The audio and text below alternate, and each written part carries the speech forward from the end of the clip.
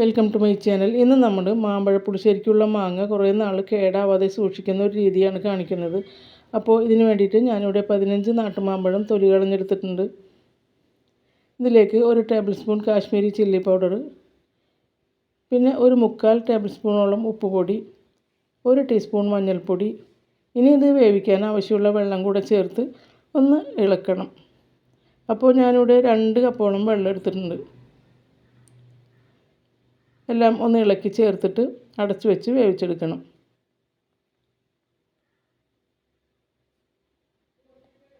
ഇനി തുറന്ന് വെച്ച് ഇതിലെ വെള്ളം മുഴുവനായിട്ടും വറ്റിക്കണം. ഞാനിവിടെ നോൺ സ്റ്റിക്കിൻ്റെ പാത്രമാണ് എടുത്തേക്കുന്നത്. നോൺ സ്റ്റിക്കിൻ്റെ എടുത്തു കഴിഞ്ഞാൽ എളുപ്പമായിരിക്കും. അല്ലാന്നുണ്ടെങ്കിൽ നമുക്ക് മണ്ണിൻ്റെ പാത്രം, സ്റ്റീലിൻ്റെ പാത്രമൊക്കെ എടുക്കാം. അപ്പോൾ ഒട്ടും തന്നെ അടിയിൽ പിടിക്കാതെ നന്നായിട്ട് ഇളക്കി വെള്ളം മുഴുവനായിട്ടും വറ്റിച്ചെടുക്കണം. ഇപ്പോൾ ഞാനത് ഹൈ ഫ്ലെയിമിലാണ് വെച്ചേക്കുന്നത്. വെള്ളം വറ്റി വരുമ്പോൾ ലോ ഫ്ലെയിമിൽ വെച്ച് നന്നായിട്ട് ഇളക്കി വെള്ളം വറ്റിച്ചെടുക്കുക.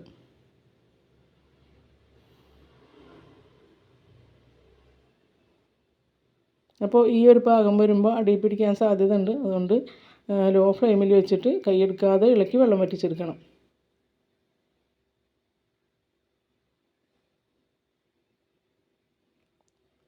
ഇപ്പോൾ പ്രിസർവേറ്റീവ്സ് ആയിട്ട് നമ്മളിവിടെ മുളക് പൊടി, മഞ്ഞൾപ്പൊടി, ഉപ്പുപൊടിയാണ് ചേർത്തേക്കുന്നത്. വേണമെന്നുണ്ടെങ്കിൽ കുറച്ച് ഓയിൽ ഒഴിക്കുക, കുറച്ച് കറിവേപ്പിലയും കൂടെ ചേർക്കുക.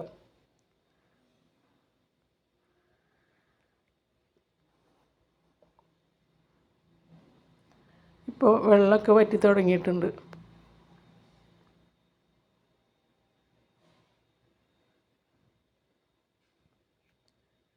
വെള്ളം നന്നായിട്ട് വറ്റി കഴിയുമ്പോൾ ഫ്ലെയിം ഓഫ് ചെയ്യുക.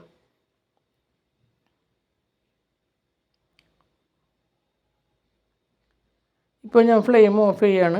ഇനി ഇത് നന്നായിട്ട് തണുത്ത് കഴിയുമ്പോൾ ഒരു എയർ ടൈറ്റ് കണ്ടെയ്നറിൽ അല്ലെങ്കിൽ സിപ്പ് ലോക്ക് ബാഗിൽ അല്ലെങ്കിൽ ഇതുപോലെ കവർ സീൽ ചെയ്തിട്ട് ഫ്രീസറിൽ സൂക്ഷിച്ച് വെക്കുക. കുറേ നാൾ കേടാവാതെ ഇരിക്കും. വീഡിയോ ഇഷ്ടമായാൽ ലൈക്ക് ചെയ്യണം, കമൻറ്റ് ചെയ്യണം. ചാനൽ ഇഷ്ടമായാൽ സബ്സ്ക്രൈബ് ചെയ്യണം. Thanks for watching.